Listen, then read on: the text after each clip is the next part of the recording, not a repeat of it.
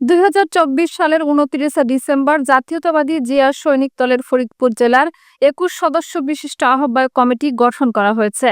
মঙ্গলবার ১১ মার্চ ফরিদপুরের terracotta restaurant কমিটির পরিচিতি এবং আলোচনা সভা অনুষ্ঠিত হয়েছে।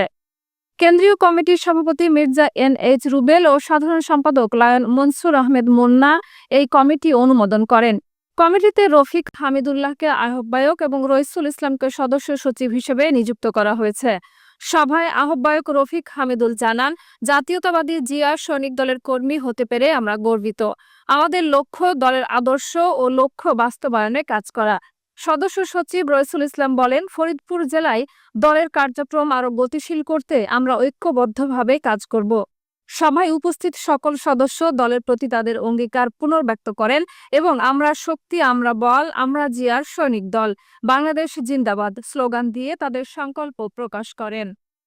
আমরা শক্তি, আমরা বল, আমরা জিয়ার সৈনিক দল, বাংলাদেশ জিন্দাবাদ। আমার এই নিবন্ধন ফর্মটা আজকে সংক্ষেপে ছেড়ে দিচ্ছি। জিয়া সৈনিক দলের প্রেসিডেন্ট, সেক্রেটারি, সাংগঠনিক সহসভাপতি আসছে, তখন তিনি তার স্বামীর নামে সৈনিকের দল, আমাদের প্রতি একটু ভালোবাসা বেশি থাকবে। কি বলেন? ইনশাআল্লাহ।